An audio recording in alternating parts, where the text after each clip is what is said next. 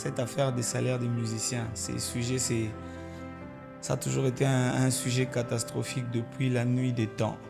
Alors aujourd'hui, je vais quand même essayer de donner quelques versets bibliques qui vont bien sûr accompagner ou essayer d'enrichir ma pensée parce que j'ai aussi une position par rapport à ça. Donc avec votre permission, bien sûr, si on peut lire quelques versets bibliques, ici on va commencer par 1 Corinthiens 9, 13.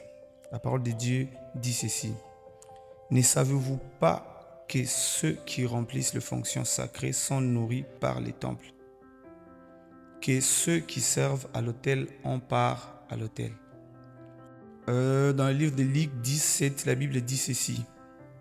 Demeurez dans cette maison-là, mangeant et buvant ce qu'on vous donnera, car l'ouvrier mérite son salaire. N'allez pas de maison en maison. Néhémie 13, 10, la parole de Dieu dit ceci. J'appris aussi que la portion des Lévites n'avait point été livrée, et que les Lévites et les chantres chargés du service s'étaient enfuis, chacun dans son territoire. J'ai fait des réprimandes aux magistrats et j'ai dit, pourquoi la maison de Dieu a-t-elle été abandonnée? Et j'ai rassemblé les Lévites et les chantres et je les remis à leur poste.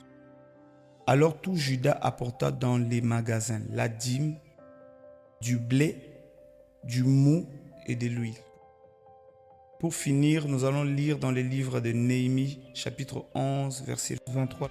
Car il y avait un ordre du roi concernant les chantres et un salaire fixe leur était accordé pour chaque jour. Comme je le disais, la Bible est tellement claire. Malheureusement, ces passages, ces versets, on ne les entend jamais. Dans nos églises, on les entend alors jamais. Les salaires du chantre, les salaires du conducteur des cultes, il est biblique, ce n'est pas un péché non plus. Il y a une différence entre quelqu'un qui demande de l'argent pour servir le Seigneur et quelqu'un à qui on doit donner parce qu'il a servi.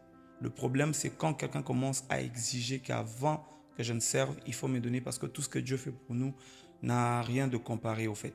Donc, les salaires du musicien, les salaires du chantre, est biblique et ce n'est pas un péché. Quand vous ne donnez pas aux Lévites ce qui leur est dû, c'est de l'escroquerie, si on doit appeler ça comme ça. C'est de l'escroquerie.